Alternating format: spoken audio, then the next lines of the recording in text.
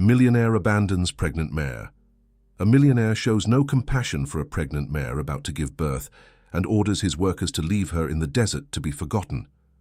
But a poor young woman finds the animal and decides to save it with her own hands. What no one imagined was that this birth would mark the beginning of a revolution. Now the whole world watches the triumph of one who was once treated like garbage. If this story interested you, don't forget to subscribe to our channel and tell us what city you're watching from. We continue. I promise this will be the best story you'll ever hear in your life. The sun punished the Arizona desert that December afternoon. The heat was so intense that the rocks seemed to melt and the horizon trembled under the effect of the relentless light. In this harsh landscape, Richard Harrison, owner of the largest horse ranch in the region, walked with firm steps among the stables of his property.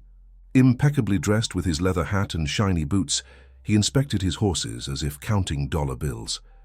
"Mr. Harrison, Bella is having complications with her pregnancy," informed Thomas, the ranch veterinarian, approaching cautiously. "Tests show the delivery will be risky. We need special care." Richard looked at the mare through the stable bars. The chestnut-coated animal with deep eyes had been one of his most valuable acquisitions, a purebred English thoroughbred that promised to produce high-quality foals. But now, with the news of complications, the gleam in Richard's eyes transformed into cold calculation. "How much will this special treatment cost?" he asked, without taking his eyes off the mare. "It's not a question of cost, sir. It's about saving her life and the foals," Thomas replied, gripping the clipboard tightly in his hands. "Everything in this world has a price, Thomas, and I don't invest in losses." The rancher spun on his heels and began to walk away. "Take her far away. I don't want this animal here anymore." "But sir, she won't survive alone in her condition." "Her problem, not mine. Business is business. Tomorrow I want that stable empty for the new batch arriving from Kentucky." Thomas remained motionless, feeling the weight of that unjust order.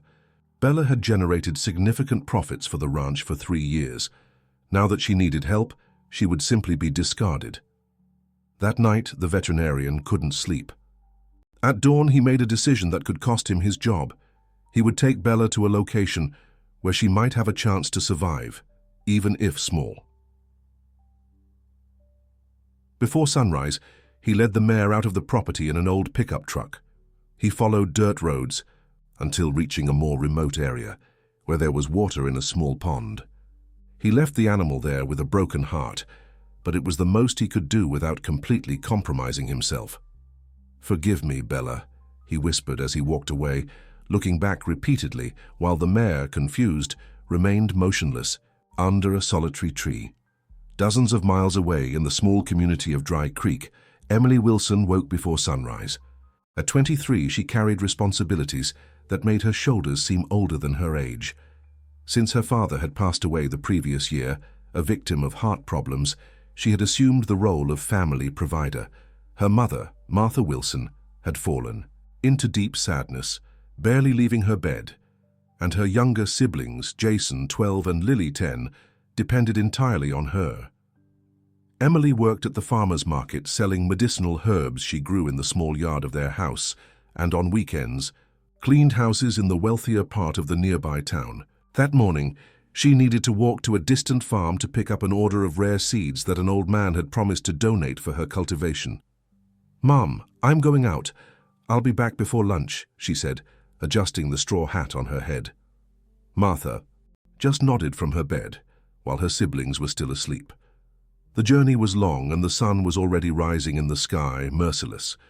Emily walked along the dirt road, her feet already calloused from the habit of walking barefoot.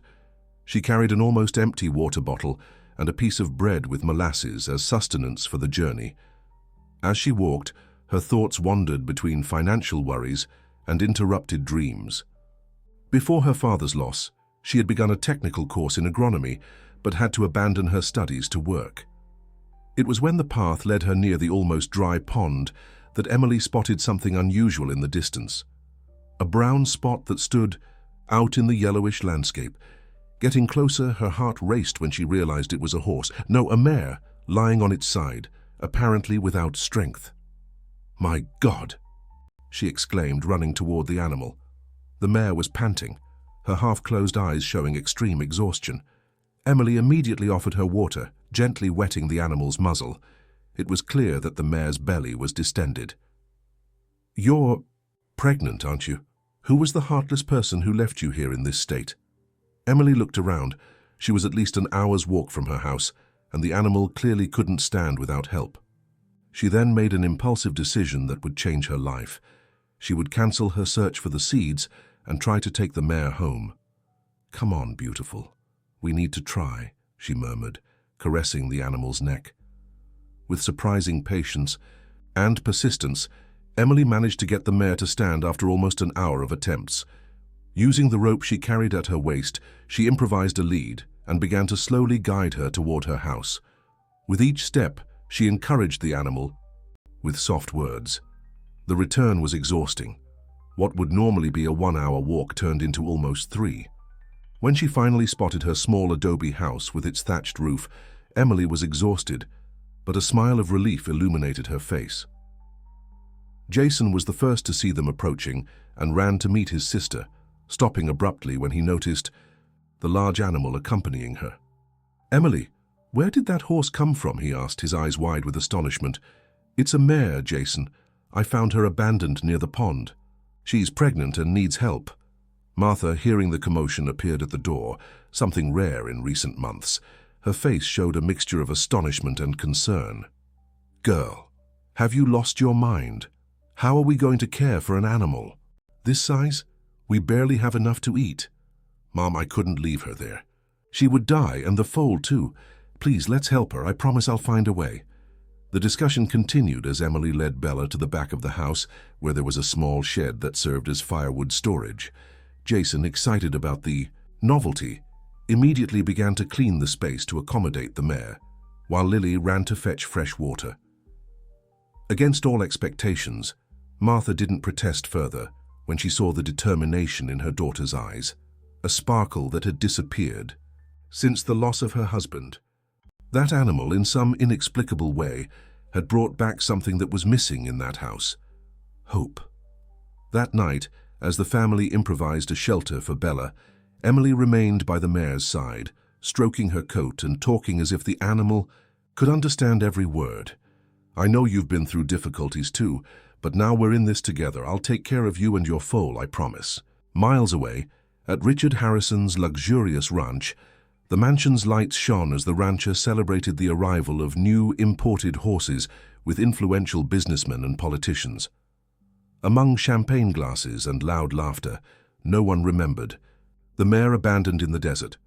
No one imagined that that disposal, considered an inevitable loss, would be the beginning of a story that one day would return to shake the foundations of that empire built on insensitivity. In the Wilson family's small house under a starry sky, 2 broken lives began to heal each other. Emily fell asleep next to Bella, both exhausted, but somehow stronger together than apart. 2 weeks had passed since Emily had brought Bella home. The mare, initially debilitated, was beginning to show signs of recovery thanks to the Wilson family's tireless care. The small shed behind the house had been transformed into an improvised stable. Jason had put all his enthusiasm into reinforcing the structure with bamboo and straw, while Lily was in charge of always keeping fresh, clean water in the trough. What was most surprising, however, was the change in Martha Wilson. The mother, who for months had barely left her bed, now woke up early to prepare mixtures of herbs and bran to feed the animal. It was as if caring for Bella had awakened something dormant inside her. "My grandmother used to say this herb helps with animal pregnancy," Martha commented one morning as she mixed some leaves in a mortar. "Dad used it on our farm before we lost everything in the Great Drought." Emily observed her mother with a mixture of surprise and emotion. It was the first time in almost a year that she had mentioned the past without tears coming to her eyes. Bella's condition, however, was still concerning. Her belly was visibly increasing, and Emily noticed that the animal's breathing sometimes became labored, especially during the hottest hours of the day. "We need a veterinarian," Emily said during a simple dinner of beans with cornbread. "I don't know how to help her when the delivery comes." Vets cost money, sis, Jason replied, always practical, and we barely have enough to buy beans for the week. There's Dr. Mitchell, who comes once a month to the market to provide care. For the small farmer's animals, Lily remembered, he charges less. The market is only 2 weeks from now. I'm afraid we can't wait that long. That night, Emily sat beside Bella as she did every night before sleeping. The mare seemed to recognize her, bringing her muzzle to Emily's hand, seeking affection. "I'll find a way, I promise," whispered Emily, stroking the animal's mane. "We'll bring your foal into this world safely." The next morning, Emily made a decision. She took some of the rarer medicinal herbs she cultivated and walked to town. Her destination was Dr. Mitchell's house, the veterinarian mentioned by Lily. Perhaps she could negotiate a consultation in exchange for the herbs, which she knew were valued for their therapeutic properties. The veterinarian's house was at the end of the main street. It was a modest 2-story building, with a faded sign at the entrance.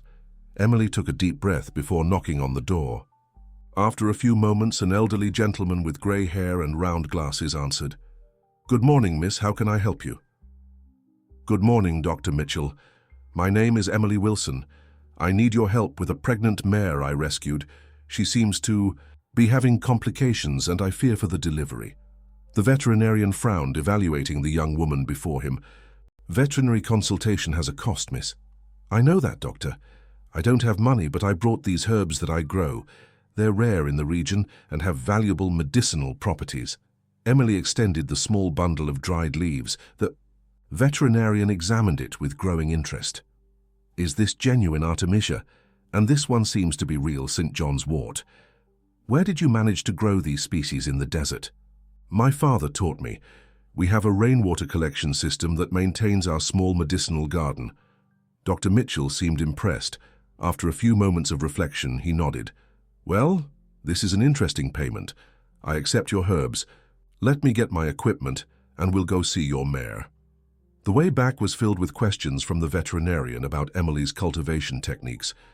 Upon arriving at the small property, Mitchell examined Bella thoroughly. "This mare is purebred," he commented, surprised. "Possibly an English thoroughbred or something close. Where did you find her in this state?"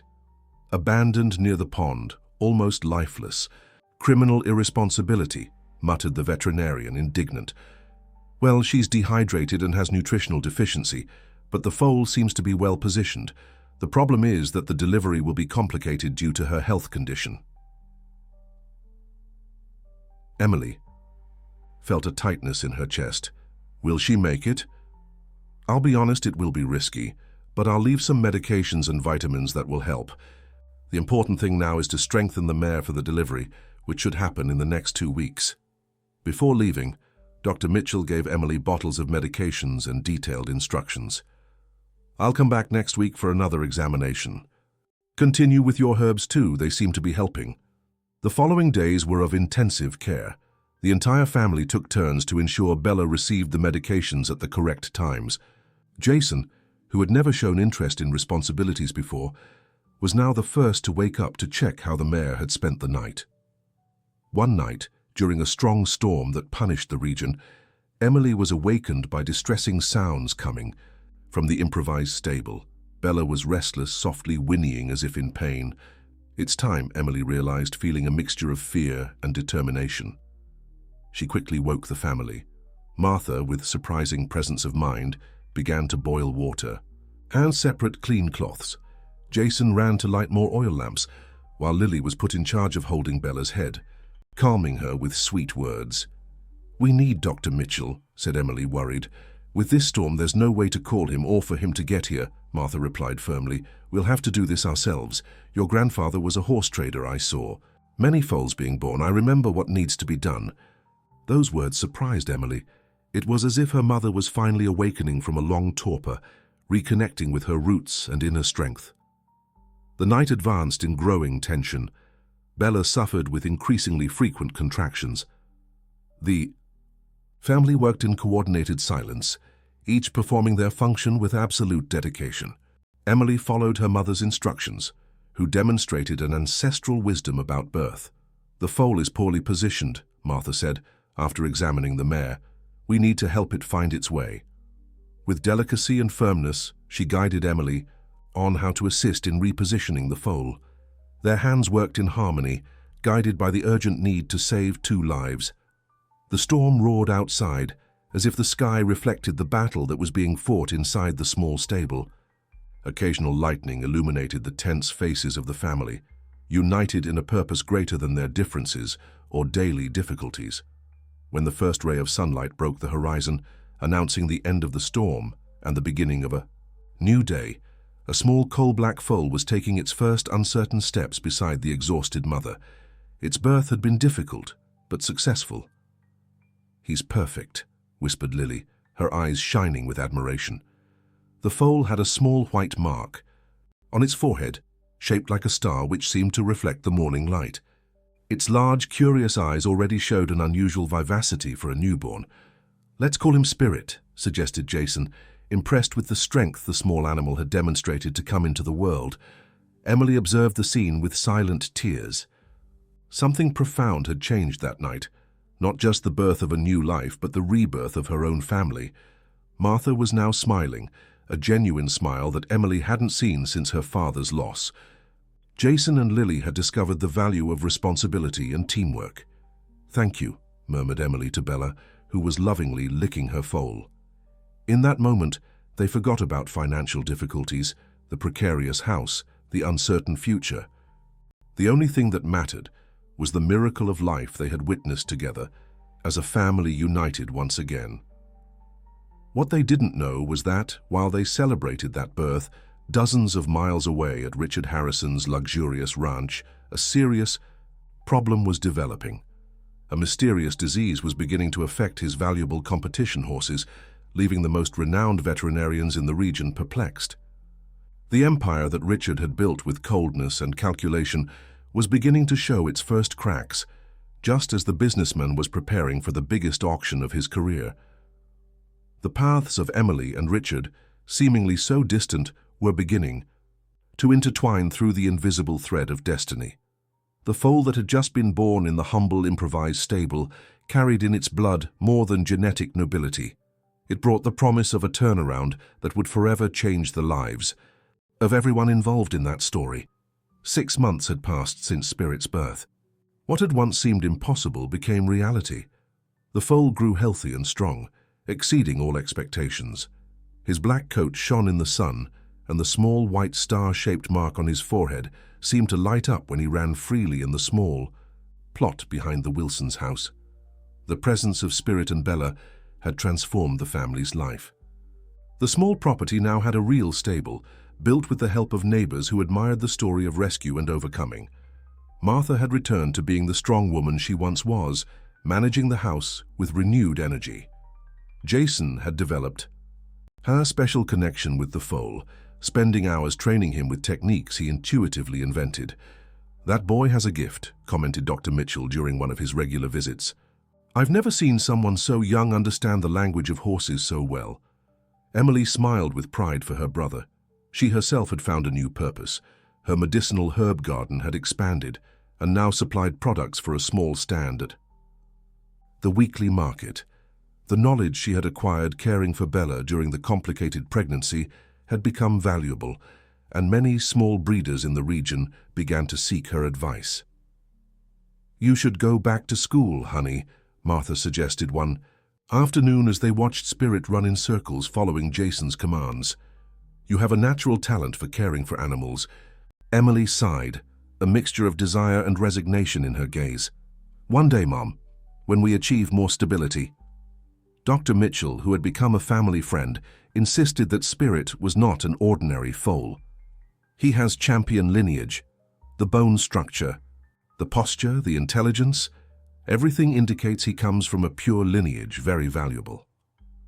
One Sunday morning, as the family was preparing to go to the market to sell their herbs and some craft products that Lily had begun to produce, the sound of an engine caught everyone's attention. It was rare to receive visitors, especially in motorized vehicles. A new pickup truck parked in front of the house. From it descended a middle-aged man, dressed simply but with an air of knowledge in his attentive eyes. He introduced himself as Mike, a horse trainer from Riverside, the neighboring town. "I heard about a special foal in these parts," he said after greetings. I came to see with my own eyes. Emily hesitated, suspicious. Who told you about Spirit? Your friend, Dr. Mitchell. We've known each other for a long time. He told me this foal deserves a chance to show his worth. Reluctantly, Emily allowed the visitor to meet Spirit. Mike's reaction was immediate.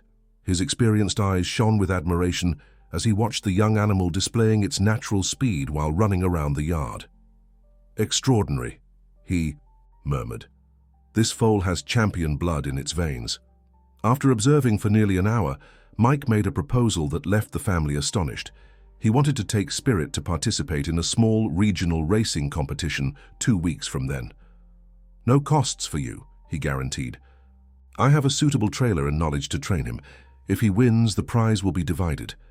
More important than that, it's a chance to discover this animal's true potential. The family gathered to discuss the proposal, opinions divided between distrust and opportunity. Jason was the most enthusiastic. Spirit was born to run. You see how restless he gets when he stays still too long. He needs to show what he's capable of. But we don't know this man, argued Martha, cautious. It was Emily who made the final decision after a private conversation with Mike, where she asked direct questions about his training methods and intentions. We'll allow it with one condition. Jason and I will accompany Spirit at all times. 2 weeks later, the small racing circuit of Riverside experienced a Sunday of unusual movement. It was a modest competition, organized by local breeders, but with growing participation in each edition. Emily and Jason observed everything with wide eyes. It was the first time they had seen so many horses gathered, some clearly of high value. Spirit, however, didn't seem intimidated. On the contrary, he appeared more alert and energetic, as if that environment stimulated him. Mike, keeping his word, had dedicated the previous days to preparing the foal adequately, always under Emily's attentive supervision and Jason's intuitive interventions. He's ready, said the trainer moments before the race. Remember, Jason, trust his instinct. This foal knows what to do. The race was brief but intense. When the signal sounded, Spirit shot off like a black arrow, cutting through the air. His impressive speed left spectators open-mouthed. When crossing the finish line in first place with considerable advantage, a momentary silence preceded the explosion of applause. Unbelievable, exclaimed the announcer on the precarious sound system. This newcomer has just established a new record for the track. What happened next was an avalanche. Breeders and trainers surrounded Emily and Jason, all wanting to know the origin of that extraordinary animal. Questions poured in. Which ranch is he from? Who is the father? Is he for sale? Emily responded with simplicity, the truth, that they had rescued the abandoned mother and that Spirit was born under adverse conditions without a known pedigree. The story, far from diminishing interest, seemed to increase it. A journalist from a small regional newspaper approached, fascinated by the narrative of overcoming. In the next edition, she published an article titled "The Unlikely Champion: Rescued Foal Surprises the Racing World." The repercussion was immediate and unexpected. In the following weeks, more invitations for competitions arrived. Spirit won again and then once more. Each victory increased his fame and the mystery about his origin. It was during the fourth competition, already in a larger city, that an elegant man with a severe expression was watching attentively from the VIP area. Richard Harrison couldn't hide his interest in the animal everyone was talking about. Something about that black foal with the white star on its forehead seemed strangely familiar to him. After Spirit's victory, Richard discreetly sought information. Upon discovering that the foal was the son of a rescued mare, he felt a chill run down his spine. The dates, the characteristics, everything matched Bella, the mare he had ordered abandoned. Impossible, he muttered to himself. That animal couldn't have survived. But the evidence was accumulating, and more disturbing still, Richard's equestrian empire was facing its worst crisis. The mysterious disease that had affected his animals had caused enormous losses, and the specialized press was beginning to question his intensive breeding methods. He needed a new champion to restore his reputation. The following morning, Richard Harrison personally appeared at the modest inn where Emily and Jason were staying with Spirit. His luxury car caught the attention of everyone present. "Miss Emily," Wilson? He asked with studied formality. My name is Richard Harrison, owner of New Horizon Ranch. I would like to talk about your extraordinary foal. Emily felt a shiver upon hearing that name. Dr. Mitchell had mentioned Harrison as one of the largest horse breeders in the region, known both for his success and his ruthless methods. How can I help you, Mr. Harrison? I'm willing to make a generous offer for your foal, enough money to change your family's life forever. The proposal that followed was tempting, an amount that would allow the Wilson family to buy a larger property, ensure education for everyone, and live comfortably for years. In exchange, Spirit would be transferred to New Horizon Ranch, where he would receive the treatment a champion deserves. He will have the best trainers, first-class nutrition, modern facilities. Everything that you, with all due respect, cannot offer, argued Richard with a calculated smile. Emily listened to everything in silence. Then, surprising even herself with the firmness in her voice, she responded, I appreciate your offer, Mr. Harrison, but Spirit is not for sale. Richard's smile froze. Excuse me. Spirit is part of our family. He's not merchandise. I'm offering a fortune for an animal you found by chance, insisted Richard, irritation beginning to show in his voice. Let's be realistic. You don't have the means to provide what he deserves. Jason, who had been following the conversation in silence, intervened. What Spirit deserves is to be treated with respect and love, things that money can't buy. Richard looked at the boy with a mixture of surprise and disdain. Then, changing tactics, he softened his tone. I understand your attachment. What if, instead of buying him, I proposed a partnership? Spirit would stay at my ranch with all the advantages I can offer, but you would maintain partial ownership. You could visit him whenever you wanted. Emily hesitated. The proposal was tempting in many aspects. They really couldn't offer Spirit the ideal conditions for his development as an athlete. What if they were preventing him from reaching his full potential? We need time to think, she finally replied. It's an important decision. Naturally, I'll be at the Grand Hotel until tomorrow. I expect your answer by noon. After Richard's departure, Emily and Jason discussed intensely. Back at the modest inn where they were staying, they called home and reported the situation to Martha and Lily. It seems too good to be true, commented Martha, suspicious. Men like this Harrison don't do anything without ulterior motives. That night, while everyone was sleeping, Emily silently went out to the small, improvised stable behind the inn. Spirit approached immediately, as if he sensed her presence. What should I do? She whispered, caressing the animal's muzzle. I want the best for you, but I'm also afraid of losing what we've built together. In response, Spirit gently rested his head on Emily's shoulder in a gesture that seemed almost human in its tenderness. That simple but profound moment brought clarity to her decision. The next morning, Emily and Jason headed to the Grand Hotel. Richard Harrison was waiting for them in the elegant restaurant, confident that he had made an offer impossible to refuse. So, have you reached a sensible decision? He asked, indicating the chairs for them to sit. Yes, Emily replied calmly. We've decided that Spirit will continue with us. We appreciate your offer, but our answer is no. Richard's face hardened, the mask of cordiality completely disappearing.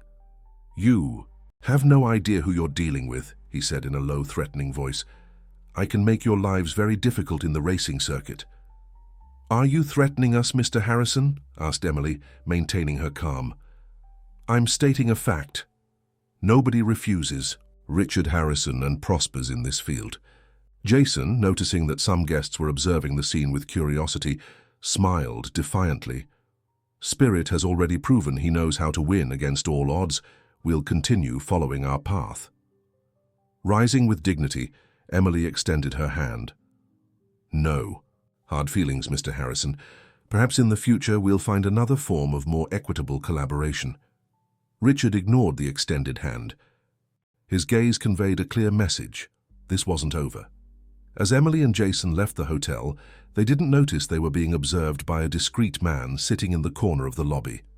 Thomas, the veterinarian who had helped Bella escape from New Horizon Ranch had immediately recognized the foal from the news as the son of the Mare he had saved. Now witnessing the confrontation between Emily and his former employer, he knew he needed to act. The destinies of those so different lives, a powerful businessman obsessed with control, a determined young woman fighting for her family, and the extraordinary foal born against all probabilities, were irremediably intertwined. And the truth about Spirit's origin, when it finally came to light, would change everything. Summer arrived with full force to the Arizona desert, bringing with it not only the scorching heat, but also the expectation for the National Grand Prix of Equitation, the most prestigious equestrian event in the country. The news that Spirit had qualified for the competition spread quickly through the small community of Dry Creek, transforming Emily and her family into local celebrities. The journey to that point hadn't been easy. After the confrontation with Richard Harrison, the Wilson family had faced a series of mysterious obstacles: registrations that disappeared, last-minute cancelled accommodations, trainers who suddenly refused to work with them. It was as if an invisible force was trying to prevent Spirit's advance in the professional circuit. "He won't give up easily," commented Mike, who had remained loyal to the family despite the pressures. "Harrison has influence throughout the equestrian world. Many people depend on him to survive in this environment." But for every door that closed, another opened. The story of the rescued mare and her extraordinary foal had captured the public's imagination. A small local newspaper published a complete article about the Wilson family, highlighting Emily's determination and Jason's natural talent with horses. The report went viral, attracting the attention of smaller sponsors, but enthusiastic about the narrative of overcoming.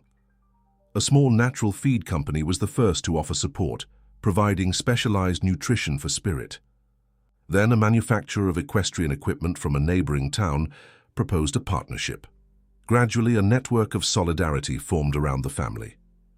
"It's as if the good we did is coming back to us," observed Martha, who now managed the finances of the small team with the same efficiency with which she managed the house.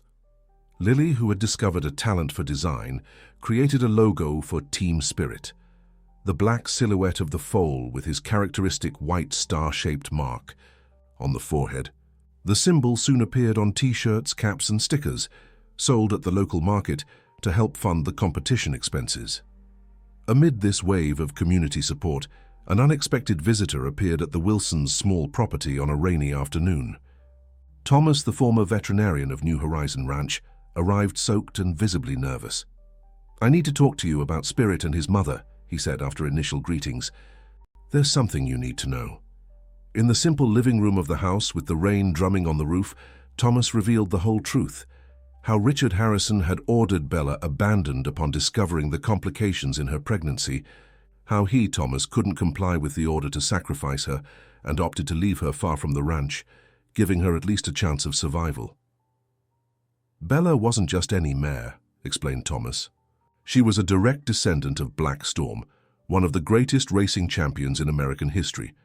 Her genetic value is incalculable." Emily listened to everything with a mixture of horror and fascination. "Why are you telling us this now?" "Because Richard Harrison discovered that Spirit is Bella's son. He doesn't just want the foal for his talent, but because he needs to hide what he did.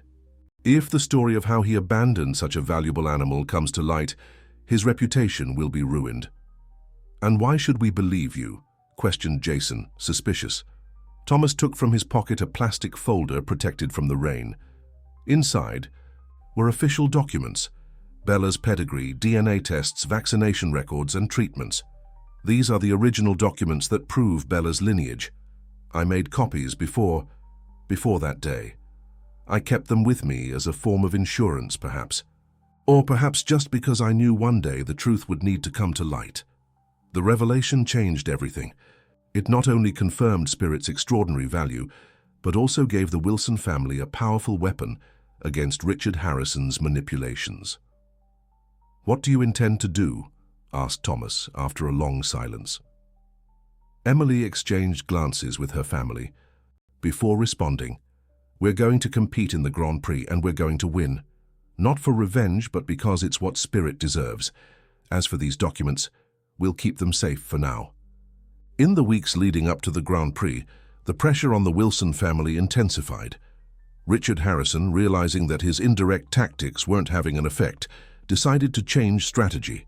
He sent his lawyer with an official notification, claiming that Spirit was the legitimate property of New Horizon Ranch, since he was born from a mare that belonged to him.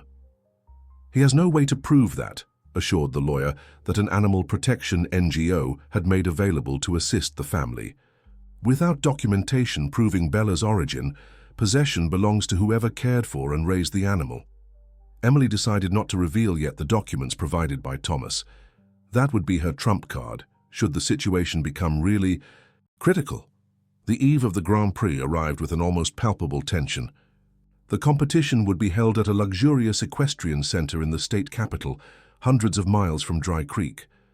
To get there, the Wilson family relied on the help of an improvised caravan of supporters, a market vendor's truck to transport. Spirit, Mike's car for the family. Even Dr. Mitchell decided to accompany them, to ensure that magnificent animal receives proper care, as he justified. The night before the big race, while Spirit rested in the temporary stable assigned to them, Emily kept the animal company, as she always did before important competitions. "Tomorrow is the big day," she whispered, caressing the strong neck of the foal, now almost 2 years old. "No matter the result, I'm already proud of you." A discreet cough announced someone's presence. Emily turned, surprising herself to see Richard Harrison standing at the stable entrance. "Impressive how he's grown," commented the businessman, slowly approaching. His tone didn't carry the usual arrogance. There was something different in his eyes, a mixture of admiration and, surprisingly, regret. "What do you want, Mr. Harrison? Have you come to present more legal threats?" Richard shook his head. "I came to talk, just talk." For almost an hour, both remained there, initially exchanging tense observations, then gradually establishing a genuine dialogue. Richard told about how he had started in the horse world out of true passion, decades ago, and how gradually the business had suffocated the love he felt for the animals. "At some point I stopped seeing the beauty and started seeing only numbers.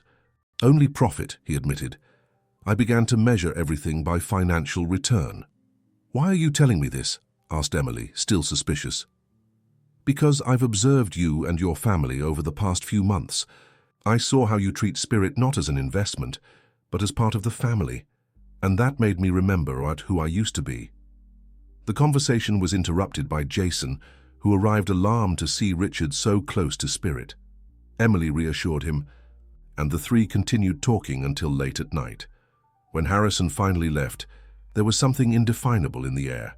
Not exactly peace, but perhaps the beginning of an understanding. The morning of the Grand Prix dawned with a perfectly blue sky. The stands filled early, with spectators eager to see the country's best horses in action. Among the favorites were Lightning, New Horizon Ranch's main stallion, and the mysterious newcomer Spirit, whose story of overcoming had won fans across the country. Behind the scenes, the tension was palpable. Emily, Jason, and Mike prepared Spirit with meticulous care. The foal seemed to sense the importance of the moment, maintaining a surprisingly calm demeanor, his intelligent eyes observing everything around him. "He's ready," declared Mike after the final warm-up. "I've never seen an animal so balanced before such an important test." The New Horizon Ranch team occupied the most luxurious stable of the equestrian center. Lightning, an impressive 4-year-old chestnut stallion, was cared for by a team of 5 people, including an exclusive veterinarian. Richard Harrison personally supervised the preparations, but his eyes frequently diverted to the modest stable where Spirit was being prepared. When the announcer presented the competitors, a wave of excitement ran through the stands. One by one, the horses were presented, with Lightning receiving the expected ovation for the favorite. When Spirit entered the track, however, the reaction was even more intense. Shouts, applause, and even improvised banners with his name stood out in the crowd. "It's incredible," commented Lily, emotional. "Half of these people have never seen us in person, but they're rooting for us." "It's not for us," corrected Martha with wisdom. "It's for the story we represent. the story of those who fight against all odds. The race began with brutal intensity. 12 horses shot off at the signal, with Lightning immediately taking the lead as expected. Spirit, ridden by a young jockey recommended by Mike, initially remained in the middle of the pack, conserving energy. In the first curve, an almost disastrous incident. 2 horses slightly collided, creating confusion. Spirit, demonstrating impressive agility, swerved through a minimal space, almost brushing the inner fence. That instinctive maneuver allowed him to gain 3 positions at once. "Unbelievable," shouted the official narrator. "The newcomer Spirit demonstrates reflexes worthy of a veteran." Halfway through the course, only 4 horses remained in the effective dispute for victory. Lightning still in the lead, closely followed by 2 experienced competitors, with Spirit in 4th, but clearly gaining ground with each stride. Emily could barely breathe. Jason gripped the fence so tightly that his fingers were white. Lily and Martha embraced, mixing prayers and shouts of encouragement. In the final curve, Spirit made his move. With an acceleration that seemed impossible, at that point in the race, he overtook the 2 intermediate competitors and pulled alongside. Lightning, the 2 horses representing such different worlds, were now running head-to-head. "It's a battle of titans," announced the narrator, hardly containing his own excitement. "The experienced champion against the unlikely challenger." In the last 100 meters, Lightning and Spirit completely separated from the rest of the pack, transforming the race into a duel. Their synchronized hooves created a hypnotic percussion on the track. The crowd was on its feet, in collective ecstasy. It was in the last 20 meters that it happened. With a final effort that seemed to come from his very soul, Spirit stretched his neck and overtook Lightning by less than a hand's width, crossing the finish line as the winner of the National Grand Prix. The stadium exploded. Strangers embraced each other, united by the emotion of the moment. Emily ran to the track, followed by the entire family. Tears freely ran down her face as she hugged Spirit's sweaty neck, who was breathing heavily but keeping his head high, as if understanding the magnitude of his achievement. The award ceremony was held under incessant applause. When Emily received the trophy, she tried to speak, but emotion choked her voice. It was Jason who took the microphone. "We want to dedicate this victory to everyone who believed in us when no one else did. To all who know that a champion's value isn't just in his lineage or how much he costs, but in the heart that beats inside him." Richard Harrison observed everything from a distance, an indecipherable expression on his face. When the celebration began to disperse, he approached Emily. "Congratulations," he said simply. "You deserved it." Emily nodded, still suspicious of his intentions. "I have a proposal for you," continued Richard. "No, it's not to buy Spirit," he quickly added upon seeing Emily's expression harden. "It's something different." In the following days, surprising news circulated through the equestrian world. Richard Harrison announced the transformation of part of his ranch into a recovery center for abandoned and mistreated horses. Even more surprising, the initiative would be a partnership with the Wilson family, who would contribute their experience in animal rehabilitation, while the businessman would provide the infrastructure and financial resources. "Some called it madness," commented Richard during the press conference that announced the project. "Others called it a marketing strategy. The truth is simpler. I learned a valuable lesson from this family and from this extraordinary animal. I learned that true value isn't measured in money." By his side, Emily smiled discreetly. In the weeks of negotiation that preceded the announcement, she had witnessed the gradual transformation of that man, once driven only by ambition. The public revelation about Bella's abandonment, presented not as a denunciation, but as an acknowledgement of a mistake that had led to a personal transformation, had surprisingly strengthened Richard's image, who was now seen as someone capable of admitting faults and seeking redemption. 1 year after Spirit's historic victory, the Guiding Star Recovery Center, a name inspired by the white mark on the champion's forehead, had already rescued and rehabilitated more than 50 horses. Jason, now 13, demonstrated an extraordinary talent for working with the most traumatized animals. developing techniques that specialists were beginning to study and replicate. Emily had finally resumed her studies, pursuing veterinary medicine at the State University with a full scholarship. Lily had discovered a talent for communication and managed the project's social networks, which attracted followers and donors from all over the country. Martha coordinated the production of medicinal herbs that complemented conventional treatments. For Spirit, he continued to compete occasionally, accumulating victories, but his greatest impact was as a living symbol of overcoming. Visitors came from far just to see him, and his story inspired others to adopt rescued animals. Bella, now with a quiet and comfortable life, grazed calmly in the center's wide fields, like a retired queen observing her legacy flourish. On a particularly beautiful autumn afternoon, Emily found Richard contemplating Spirit and Bella from across the fence. "In the end, they taught me more than all the specialists I hired over the years," commented the businessman, a slight smile on his previously stern lips. "They taught us all," agreed Emily. "About persistence, about not giving up when everything seems impossible. About redemption too," added Richard, his gaze meeting Emily's with a sincerity that would have been unthinkable a year before. As the sun set on the horizon, tinting the sky with golden and rosy hues, Spirit galloped freely across the field, his black silhouette standing out against the colorful sky, the small white star on his forehead shining like a beacon, his powerful body moving with the grace that only true champions possess, not just racing champions, but champions of life, those who transform challenges into opportunities and pain into purpose. The story of the abandoned Mare and her extraordinary son had transformed into something greater than anyone could imagine. It wasn't just about horses or competitions, but about how care and love can transform lives, whether they are animals or people's, about how sometimes the true miracle isn't in the final victory, but in the journey that takes us there. And dear listeners, we hope the story of Emily, Spirit, and the transformation of Richard Harrison has touched your hearts. To continue this journey of emotions, we've prepared a special playlist with equally captivating stories. Find it here, clicking to the left.